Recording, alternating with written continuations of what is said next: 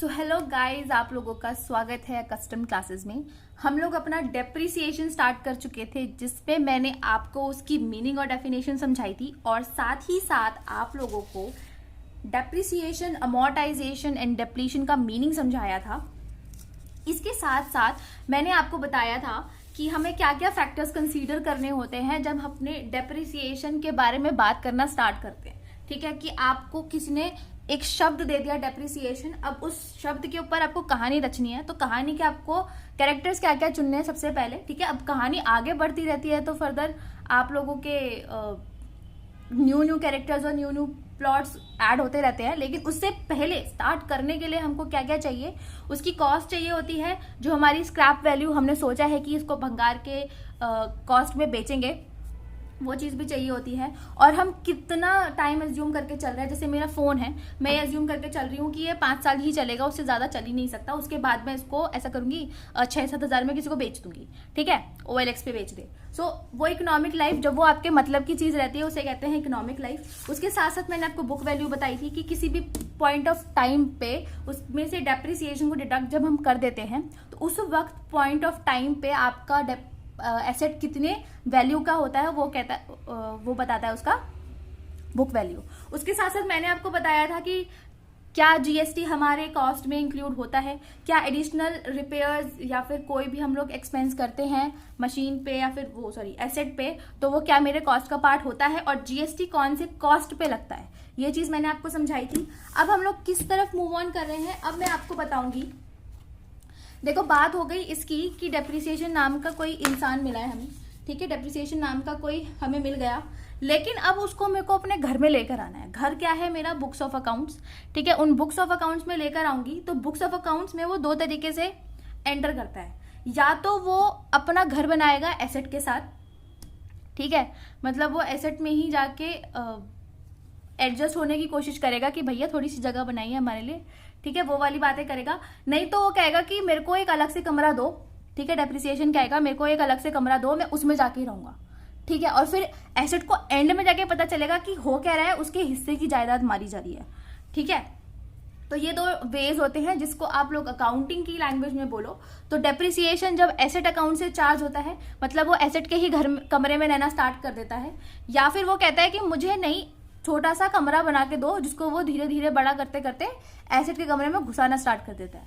ठीक है, तो वरना या फिर हम लोग प्रोविजंस फॉर डेप्रिसिएशन या फिर एक्यूमुलेटेड डेप्रिसिएशन को शो करते हैं। अब इसमें देखो होता क्या है, मोटे मोटे तौर पे सुनो कि हमें क्या चाहिए होता है। एक तो मेरा एसेट का अकाउंट चाहिए, क्योंकि वो एसेट के कमरे में जा रहा है तो ऑब्वियसली उसका कमरे का नाम भी चाहिए मुझे।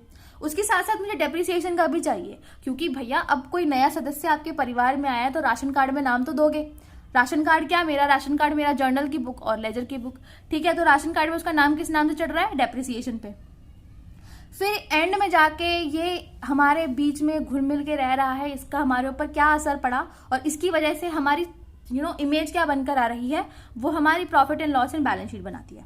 ठीक है, अब बात क्या हो गई, इसमें कौन कौन सा अकाउंट आएगा? एसेट, घर में जो इंसान पहले से रह रहे हैं उनको तो आप शो करोगे ही करोगे, उसके साथ नया बंदा भी आ रहा है। ठीक है, डेप्रिसिएशन नाम का नया बंदा आ रहा है, लेकिन वो अपने साथ साथ लेकर आ रहा है कि मेरा सामान भी मेरे साथ ही रहेगा, मेरे को एक अलग कमरा दो जहां पर मेरा सामान रहेगा और उसका मैं नाम लिखूंगा प्रोविजन फॉर डेप्रिसिएशन या फिर एक्यूमुलेटेड डेप्रिसिएशन। और वही सिंपल सी बात, अब डेप्रिसिएशन आई है तो उसका हमारी जिंदगी पे क्या असर पड़ा, उसकी वजह से हमारी क्या इमेज बाहर निकल कर आ रही है, वो चीज हमारी profit and loss and balance sheet में बनी जाती है।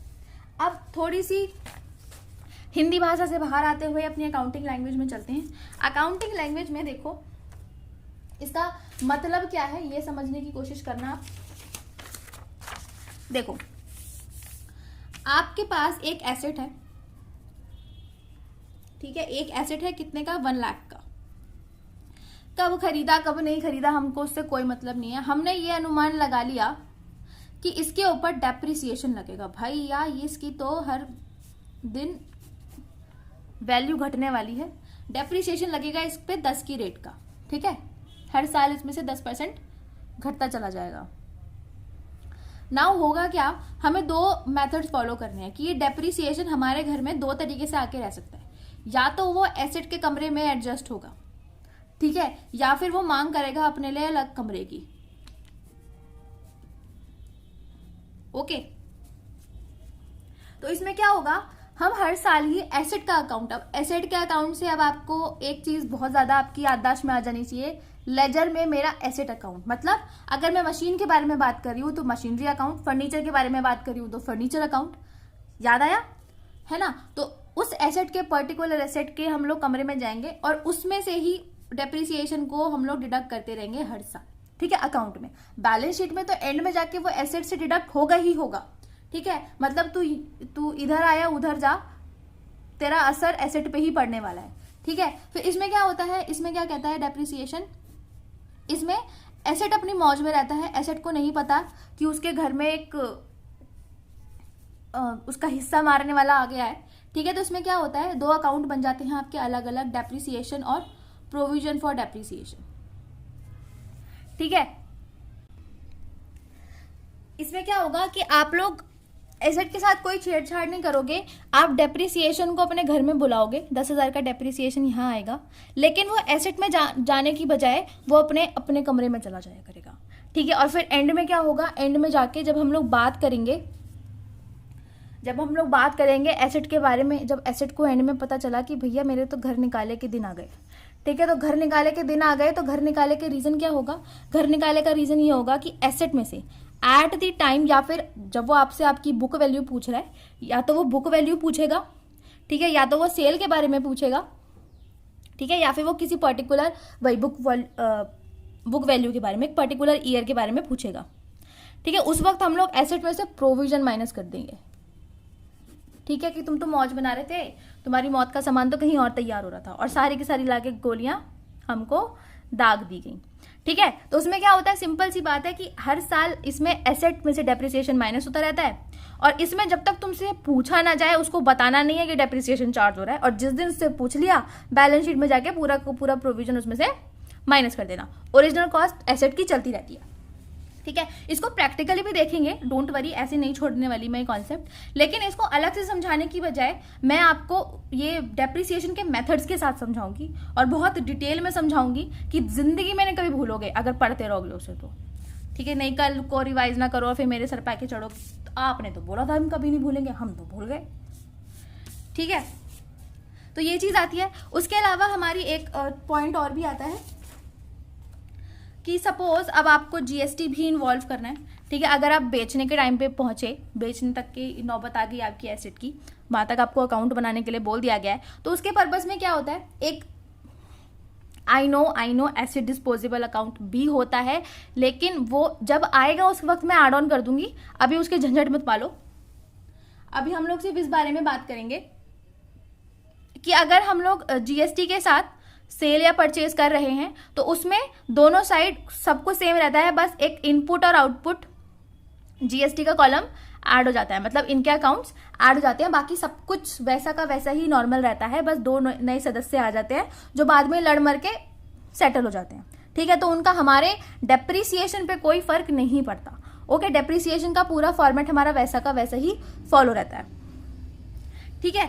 तो अब सेल के लिए जब हम लोग क्वेश्चन देखेंगे बहुत अच्छे से डिटेल में कराऊंगी, आप बहुत मजे से करोगे आप उस क्वेश्चन को। अब देखो, कुछ चीजें मैंने आपको कल बताई थी, कुछ चीजें आपको आज देखनी है, ठीक है। सबसे पहले आप ये देखो, हाँ ये दिखाना चाहिए मुझे सबसे पहले कि हम लोग अब कैलकुलेट कैसे करेंगे कि कितना हिस्सा मार रहा है, ठीक है।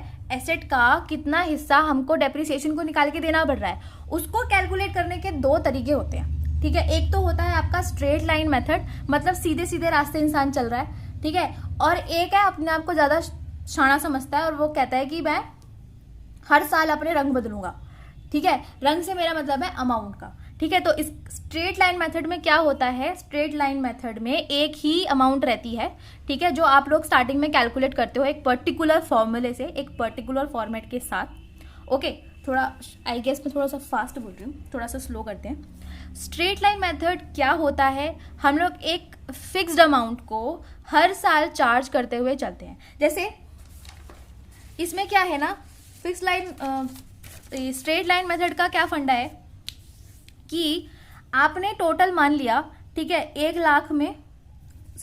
लाख में से आपने एज्यूम कर लिया कि आज से 10 साल बाद है ना ये कौड़ियों के भाव भी नहीं जाएगी, कोई मुझे इसकी फूटी कौड़ी भी नहीं देगा इस चीज़ की, ठीक है। तो आपने मान लिया कि ये तो 200-300 रुपये में चली जाए सामान, बहुत बड़ी बात है, वरना इसकी तो कोई कीमत ही नहीं रहेगी 10 साल बाद, ठीक है। तो 10 साल बाद इसका मतलब क्या हो जाएगा, 10 साल बाद इसमें से 1 लाख रुपए माइनस हो जाएंगे पूरे, तभी तो ये इसकी वैल्यू 0 हो जाएगी।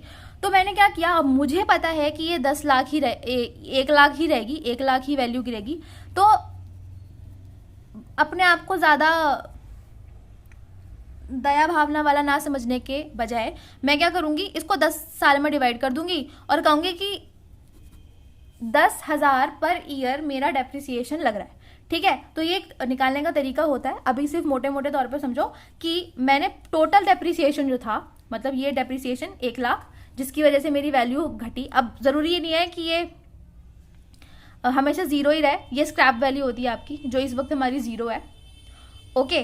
तो जो पूरा टोटल डेप्रिसिएशन हम लोग निकालते हैं उसको जितनी उसकी लाइफ होती है उससे डिवाइड कर देते हैं और कह देते हैं कि पर ईयर मैं फिक्स्ड अमाउंट इतना डिडक्ट करता रहूँगा, ठीक है। अब इसको निकालने का भी एक फॉर्मूला होता है, वो भी देखेंगे। लेकिन एक रिटन डाउन वैल्यू मेथड क्या होता है, रिटन डाउन वैल्यू मेथड ये होता है कि आपको सिर्फ एक फिक्स्ड वो दे दिया, रेट दे दिया जिससे आपको उसका डेप्रिसिएशन कैलकुलेट करना है, ठीक है। आपने उसको अमाउंट नहीं बताई। अब ये शाना आदमी निकला, इसने पहले साल 1 लाख रुपए लिए, ठीक है, इसमें से 10% निकाला, ठीक है, इसमें से 10% निकाला और 90,000 बचे, ठीक है। उसके बाद इसने 10% उसका निकाला 90,000 का और इतने दिए, ठीक है। कितना बचा, 81,000। फिर ये इसके 10% निकालेगा, ठीक है, और फिर ये इसमें से कुछ कैलकुलेट करके माइनस करेगा, कितना बचेगा, 0,827 इतना बचेगा, ठीक है। ऐसे करते करते करते करते करते जब तक इसकी वैल्यू इसकी स्क्रैप वैल्यू के बराबर नहीं हो जाती या फिर कोई सेल की बात नहीं आ जाती, ठीक है, तब तक ये अपना चलता रहेगा। मतलब जब तक इसकी यूजफुल लाइफ चलेगी ये ऐसे डेप्रिसिएशन कैलकुलेट करेगा, ठीक है। अब इसमें कैलकुलेशन करनी बड़ी ज़्यादा मगजमारी की बात होती है। तो फॉर्मूलेज एक बार इनके देख लो। कॉस्ट ऑफ एसेट, जब हम लोग स्ट्रेट लाइन मेथड निकालते हैं, ठीक है, जिसको आप लोग फिक्स्ड परसेंटेज ओरिजिनल कॉस्ट, मतलब आपको एक तय ब्याज दर दे दिया मतलब रेट दे दिया, उसको ही आप लोग जो उसकी ओरिजिनल कॉस्ट। अब ओरिजिनल कॉस्ट कौन सी होती है, ओरिजिनल कॉस्ट मैंने आपको लास्ट वीडियो में बताई थी, है ना। ओरिजिनल कॉस्ट के बारे में मैंने आपको लास्ट वीडियो में बताया था कि उसके ऊपर हम लोग एक फिक्स्ड परसेंटेज निकाल लेते हैं और उसी को ही हम लोग अपनी उम्र, मतलब जो भी उसकी एक्सपेक्टेड लाइफ होती है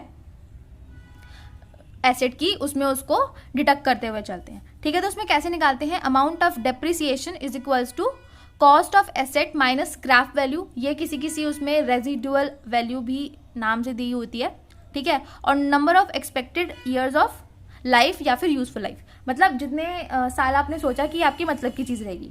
अब रेट ऑफ डेप्रिसिएशन कैसे निकलेगा, अमाउंट ऑफ डेप्रिसिएशन को कॉस्ट पे के ऊपर रख के 100 से गुणा कर दो, आपका दर निकल आएगी डेप्रिसिएशन की, ठीक है। रिड्यूसिंग में एक बहुत ही ज़्यादा पेचीदा सा फॉर्मूला होता है जो एग्जामिनर आपसे नहीं पूछेगा कैलकुलेट करने के लिए, ठीक है। बहुत ही ज़्यादा बकवास चीज़ होती है ये, आपको सिर्फ उससे डेप्रिसिएशन निकालना है। अकाउंट बनाओ, आप क्यों मैथ्स में पढ़ रहे हो, ठीक है। तो इसका फॉर्मूला होता है 1 माइनस ये n to the root of s upon c into 100।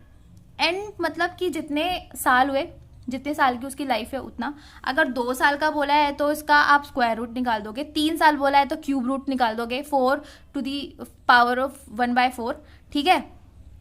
ऐसे करके हम लोग इसको कैलकुलेट करते हैं। C एंड S वही है, scrap value and cost of asset.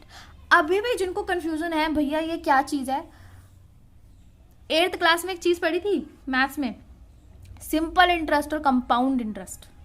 Simple interest में क्या होता था, एक ही आपको प्रिंसिपल देते थे, वो पंडित तोताराम की चटाई के नीचे 100 रुपये, वो तो उसमें क्या होता था ना, एक ही कॉस्ट से निकालते थे, उसी अमाउंट को हर साल उसमें प्लस करते हुए चलते थे, ठीक है। और कंपाउंड इंटरेस्ट में क्या होता था, हर साल हमारी नई अमाउंट आती थी, उसके ऊपर हमें फिर से कैलकुलेट करना पड़ता था इंटरेस्ट, है ना। तो यही होता है इसमें। इसका मतलब यही है कि जो चीज़ और उसमें हम प्लस करते थे, इनमें हम माइनस करते हैं, बस इसमें इतना सा डिफरेंस है, ठीक है।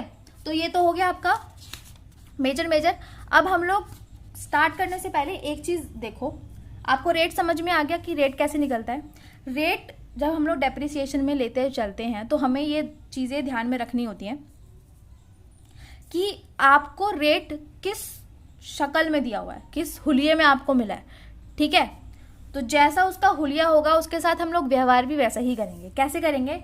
अगर आपका डेप्रिसिएशन पर एनम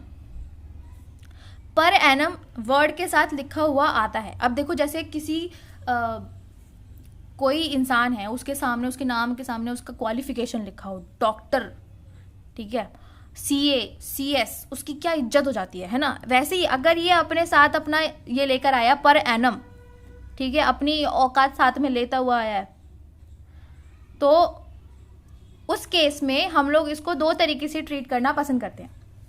कैसे? अगर आपको ये बता रखा है कि आपने एसेट कब परचेज किया, ठीक है, जैसे मान लो, मानना पड़ेगा तुम्हें, मान लो हमने एसेट खरीदा। मेरा अकाउंटिंग सबसे बड़ी बात जो आती है डेप्रिसिएशन में, आपकी accounting period and financial period, ठीक है। ये आपको ध्यान रखना पड़ेगा कि उसका अकाउंटिंग पीरियड कैलेंडर ईयर है या फिर फाइनेंशियल ईयर है। अब कैलेंडर ईयर कौन सा होता है? वही जनवरी से लेके दिसंबर वाला। लेकिन फाइनेंशियल कौन सा होता है? अप्रैल से मार्च वाला, ठीक है। ये दुख दर्द भी है डेप्रिसिएशन में, इसका भी हमें ध्यान रखना होता है कि इसको चीज ना मचे इस चीज की। तो जैसे सपोज आपका अकाउंटिंग पीरियड जो है वो है अप्रैल से मार्च का, ठीक है। अब ईयरली पर एनम का मतलब होता है हर साल, ठीक है। पर मतलब हर और एनम मतलब एनुअली, ठीक है, हर साल। ओके, सो अप्रैल से मार्च का है। आपको याद आया अक्टूबर में कि भैया मेरे को लेनी थी एक मशीन, ठीक है, चलो 19 ले लो, ठीक है। 1 अक्टूबर 2019 को आपने ली। अब आपका फाइनेंशियल ईयर कब से था? अप्रैल 2019 से मार्च 2020 तक, ठीक है। तो 1 अक्टूबर से 31 मार्च तक आते हैं हमारे 6 महीने आते हैं ना, अक्टूबर, नवंबर, दिसंबर, जनवरी, फरवरी, मार्च, हाँ 6 महीने, 6 मंथ्स आते हैं। तो अब मुझे यहाँ पर डेट ऑफ एक्विजिशन या फिर डेट ऑफ परचेज दे रखी है। ओके, सो इसमें मैं क्या करूंगी? सिर्फ उतने ही पीरियड के लिए दूंगी जब मेरे पास पर एनम भी लिखा हुआ है, ठीक है। मेरे को डेप्रिसिएशन का रेट से 10% पर एनम भी दे रखा है, ये वर्ड भी लिखा हुआ है, और साथ साथ मुझे डेट ऑफ एक्विजिशन भी बता रखी है। तो मैं सिर्फ 6 महीने का डेप्रिसिएशन ही निकालूंगी, क्योंकि हम हो गए बड़े लोग, हम छोटे मोटे लोगों के मुंह नहीं लगते, हम अपनी तरीके से चलेंगे। लेकिन अगर डेट ऑफ एक्विजिशन नहीं ले रखी, सिर्फ आपको ऐसे बोल दिया मुंह उठा के कि आपने मशीन ली थी, इस साल में लगाओ डेप्रिसिएशन, ओके। जब नहीं दे रखी तो आप उसमें पूरे के पूरे 12 मंथ्स का डेप्रिसिएशन कैलकुलेट करोगे, भले ही वो इंसान 1 मार्च को क्यों ना लेकर आया हो, समझ गए? पूरे 12 महीने का कैलकुलेट होगा। अब जब उसके पास कोई है ही नहीं, ठीक है, 10% ही लिख कर आया, मुंह उठा के ऐसे चल कर आ गया, ठीक है, 10% लिख कर आ गया, भैया अब तुम्हारे पास कोई औकात ही नहीं है तो तुम क्या ही बात करोगे हमसे, जाओ दफाओ यहाँ से। तो हम लोग पूरे साल का डेप्रिसिएशन चार्ज करते हैं, हम उसकी सुनते ही नहीं है, भले हमें एक्विजिशन की डेट दे रखी हो या ना दे रखी हो, हमको कोई फर्क ही नहीं पड़ता, समझे? अब एक चीज और आती है, अगर आपका क्वेश्चन ने ही मेंशन कर दिया कि आपको डेप्रिसिएशन कैसे निकालना है, अगर आपके क्वेश्चन ने सपोज ये कह दिया कि डेट ऑफ एक्विजिशन को इग्नोर मारो, तो फिर जो क्वेश्चन ने बोला वो करेंगे, हम पूरे साल का निकाल देंगे, डेट ऑफ एक्विजिशन को गोली मारो, ओके। ये तो ठीक है, ये एक चीज थी जो आपको मुझे बतानी थी। अब एक बात हमारी आती है, क्या कि बहुत हो गई हमारी वाचाल भाषा, अब आपको बताते हैं थोड़ी मतलब की बात। अब हम आपको कराएंगे प्रैक्टिकल क्वेश्चन। प्रैक्टिकल क्वेश्चन अब आपको कैसे करवाए जाएंगे? सबसे पहले मैं आपको स्ट्रेट लाइन मेथड करवाऊंगी। स्ट्रेट लाइन मेथड से आप मेरी बात बहुत अच्छे से समझ गए होंगे कि मैं आज आपको डेप्रिसिएशन स्ट्रेट लाइन मेथड में कैसे कैलकुलेट करते हैं वो समझाने वाली हूँ। ओके, डोंट वरी, मैं भागूंगी नहीं बीच में से, ठीक है। बहुत ही स्लो चलना है क्योंकि मुझे पता है, कांटेक्ट में हूँ मैं स्टूडेंट्स के, कि उनकी अकाउंट्स में काफ़ी हालत खस्ता है, तो उस चीज़ को लेके मुझे हर बच्चे के बारे में सोचना पड़ेगा, ठीक है। तो जो मेरे ज्ञानी लोगों को पता है, सब कुछ डेप्रिसिएशन आता है, डोंट वरी, उनके लिए भी मैं क्वेश्चन छोड़ के जाऊंगी, उसे सॉल्व करना। ठीक है, तो हम लोग अब यहाँ चलते हैं। ओके, सबसे पहले एक क्वेश्चन देखो, इसका आप लोग स्क्रीनशॉट लो, ठीक है, ताकि आप लोग आराम से पढ़ सको। मैं एक बार पढ़ देती हूँ ताकि आपको समझ में आ जाए कि मैंने कौन सी भाषा लिखी है। A company purchased machinery for 2 lakh on 1 April 2016। 2016 अप्रैल 1 को मशीनरी खरीदी गई 2 लाख की, ठीक है, जिसकी यूजफुल लाइफ हमने मान ली कि 10 साल तक चलेगी। अब हमें कैलकुलेट क्या करना है, हमें कैलकुलेट करना है डेप्रिसिएशन की अमाउंट और डेप्रिसिएशन का रेट, ठीक है।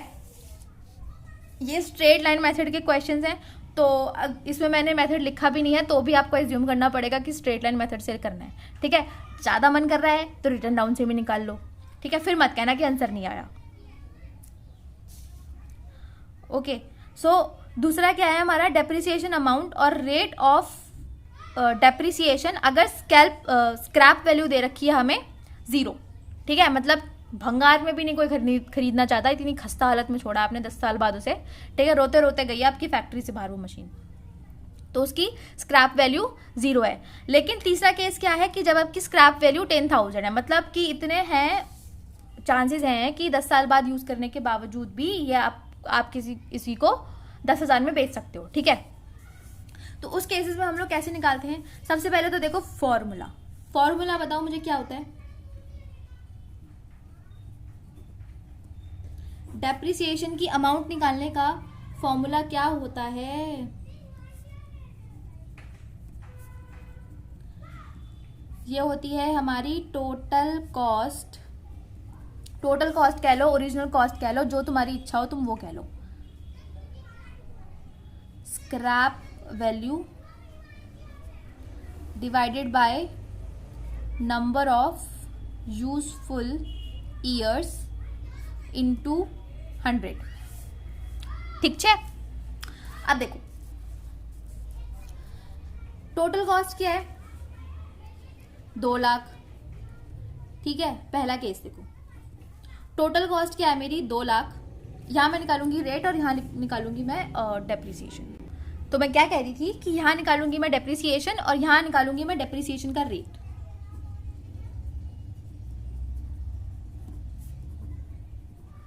ओके, तो जब उसके बारे में बात करेंगे उसका फॉर्मूला तब लिख लेंगे। अभी देखो 2 लाख आपकी वैल्यू है, जिसके ऊपर जब मुझे कोई स्क्रैप वैल्यू दे नहीं रखी, इसका मतलब होगी ही नहीं, तो मैं क्या एज्यूम करने वाली हूँ उसको 0, ठीक है। नंबर ऑफ यूजफुल ईयर्स मैंने कितने बताए थे, 10 साल तक बोला था ना, यूजफुल लाइफ एस्टिमेट कितनी की गई है 10 साल। ओके, तो 10 साल लिख दिया इनटू, सॉरी ये इनटू 100 नहीं आता, सॉरी वो तो रेट निकल गया फिर, ठीक है। तो ये 2 लाख डिवाइडेड बाय 10 मतलब ₹20,000 का आपका डेप्रिसिएशन लगेगा, कितने का, पर ईयर। अब इसे एक छोटी सी बात और समझो, ठीक है, एक फिर आएंगे अपने रफ पेपर के पास। 20,000 मेरा पर ईयर आया, ठीक है। तो अगर अब बात ये आ जाती है कि टोटल डेप्रिसिएशन बताओ कि जब तक इसकी यूजफुल लाइफ रहेगी, ठीक है, तब तक इसमें टोटल डेप्रिसिएशन कितना लगा। आप 20,000 को मल्टीप्लाई कर दो 10 से, 2 लाख का डेप्रिसिएशन लग गया उसके ऊपर, ठीक है। तो ये तो चलो यहाँ तो सिंपल सी बात थी कि अगर मैं 10 से डिवाइड नहीं करती तो वो टोटल डेप्रिसिएशन आ जाता। लेकिन अगर आपको डेप्रिसिएशन पर ईयर दे रखा है, यूजफुल लाइफ दे रखी है, तो आप टोटल डेप्रिसिएशन कैसे निकालोगे, depreciation per year multiply by number of useful years of life, ठीक है। अब मेरे जो मैथ्स में निपुण विद्यार्थी हैं उनको तो बहुत अच्छे से समझ में आ गया होगा मैं क्या बोल रही हूँ, जिनको नहीं समझ में आया नोट डाल के लिख लो, ठीक। अब इसमें रेट निकालना है, रेट निकालने का क्या मेरा वो होता है, डेप्रिसिएशन का रेट निकालने का फॉर्मूला मेरा होता है डेप्रिसिएशन की अमाउंट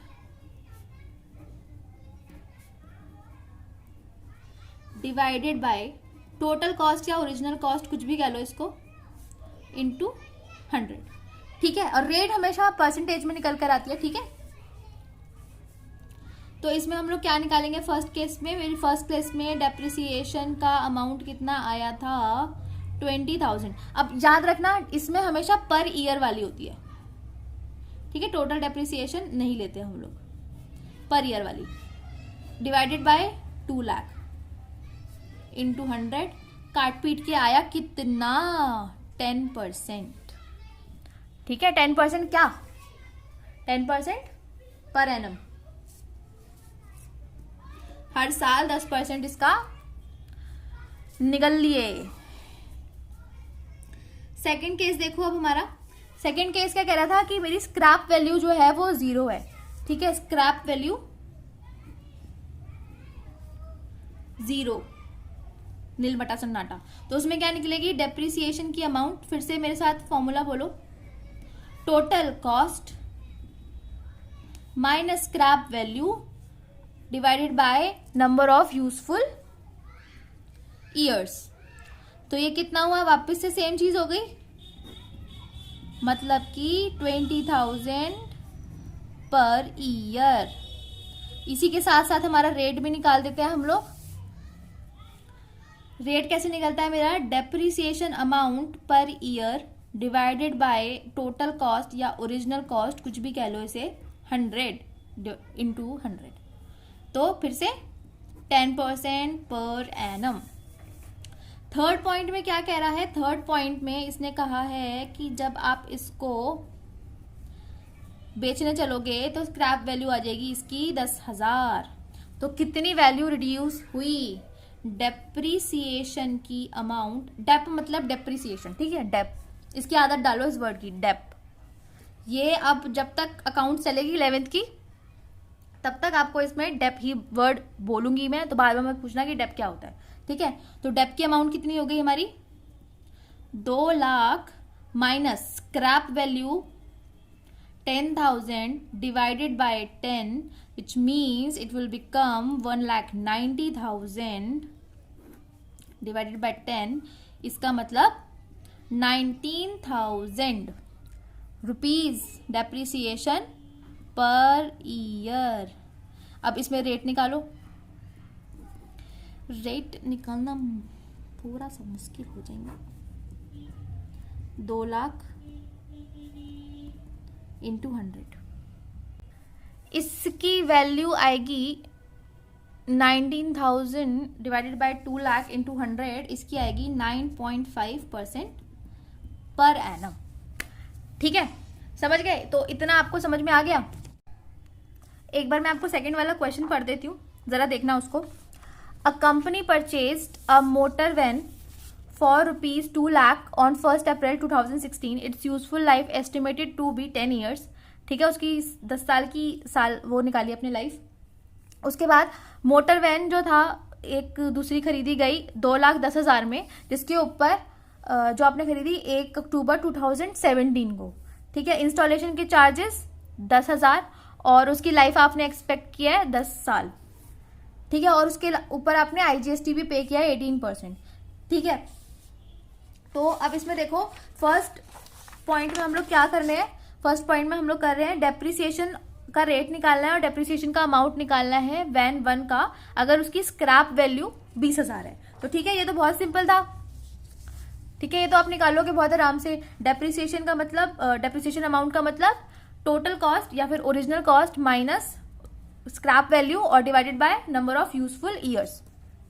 तो 1,80,000 डिवाइडेड बाय 10, 18,000 हो गया, और डेप्रिसिएशन रेट निकलता है मेरा 18,000, मतलब डेप्रिसिएशन की अमाउंट पर ईयर वाली divided by 2 lakh into 100, 9% per annum.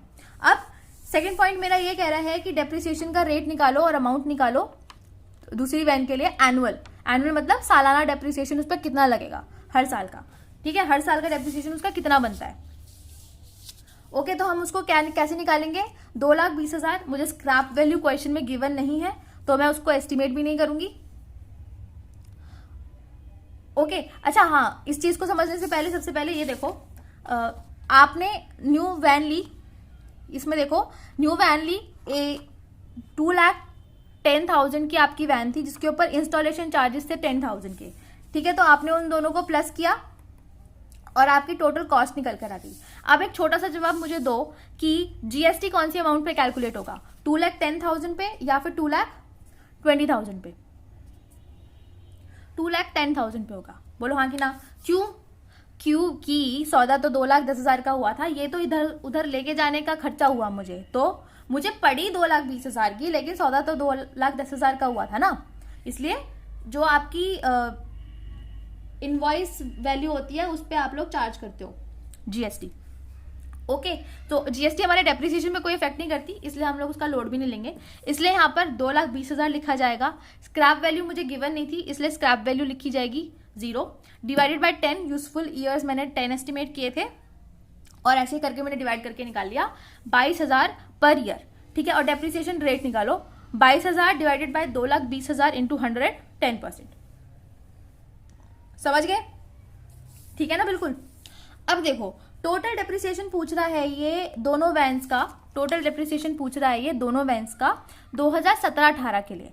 अब देखो 2017-18 जब भी लिख कर आएगा ना, इसका मतलब ये बात कर रहा है आपके 1 अप्रैल 2017 से 31 मार्च 2018, मतलब एक साल पहले वाले साल की अप्रैल और दूसरे वाले साल की मार्च, इस तक का आपका ईयर चलता है।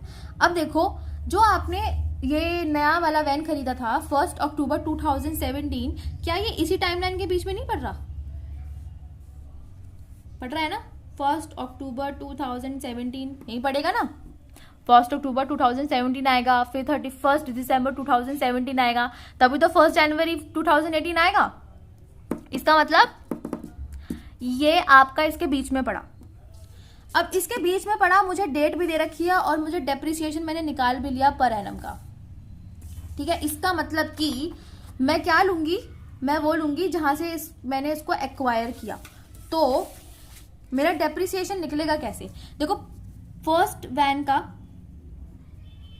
दिख रहा है, मोटर वैन फर्स्ट में तो डेप्रिसिएशन लगेगा आपका पूरा 18,000। ठीक है, लेकिन मोटर वैन सेकंड का, क्योंकि आपने एक्वायर करी थी, ठीक है, क्योंकि आपने एक्वायर की थी मिडल में, ठीक है, तो आप लोग वहां से मंथ काउंट करोगे, तो 1 अक्टूबर 2017 से 31 मार्च 2018 तक के मंथ्स काउंट करेंगे तो आते हमारे 6, अक्टूबर पूरा, नवंबर पूरा, दिसंबर पूरा, जनवरी पूरा, फरवरी पूरा, मार्च पूरा। ठीक है, तो 6 मंथ्स हो गए आपके। अब या तो देखो आप लोग उसका एनुअल निकाले, ठीक है, या तो आप एनुअल निकाले, उसको 6 महीने का निकाल लो, नहीं तो फिर आप दोबारा कैलकुलेट कर लो। यहां से मैं दोनों तरीके बता देती हूँ आपको। 2,20,000 माइनस 0 इंटू 10, ठीक है, तो ये तो मेरा 1 साल का डेप्रिसिएशन आता है, लेकिन मुझे चाहिए कितने का? 6 महीने का। ठीक है, तो क्या मैं इसे 6 से मल्टीप्लाई कर दूं?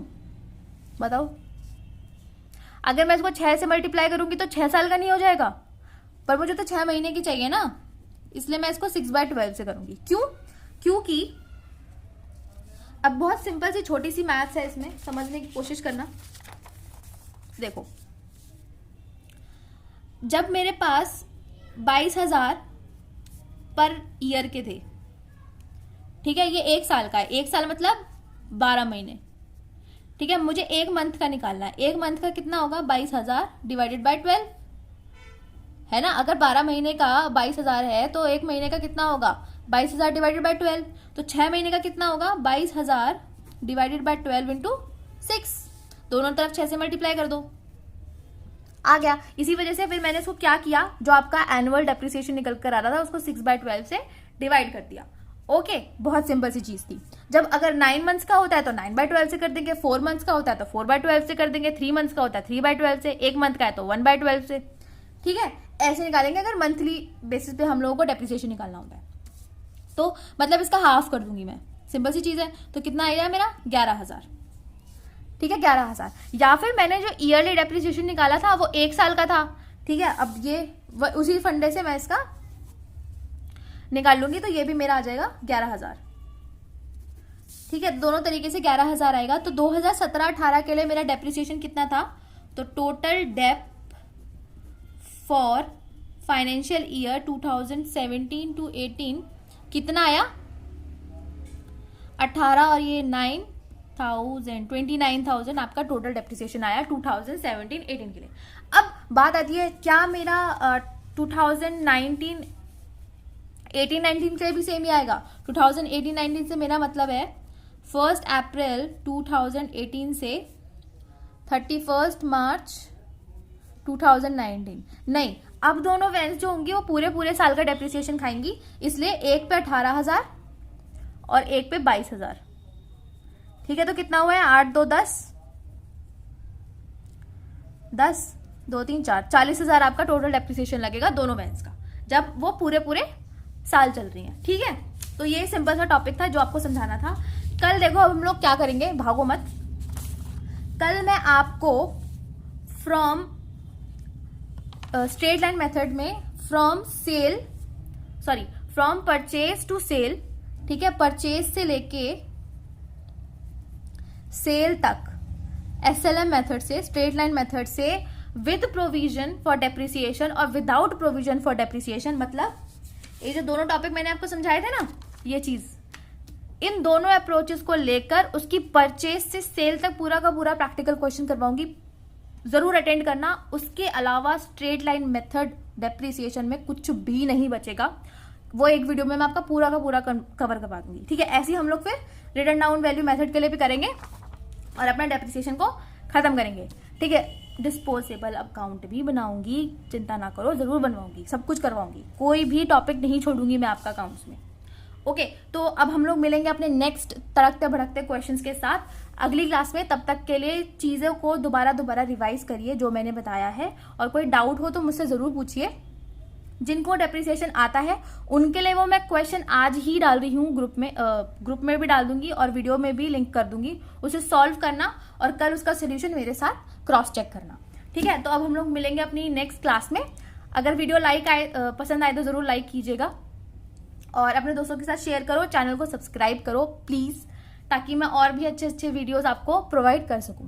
अब हम मिलेंगे अपने नेक्स्ट लेक्चर में, तब तक के लिए गुड बाय।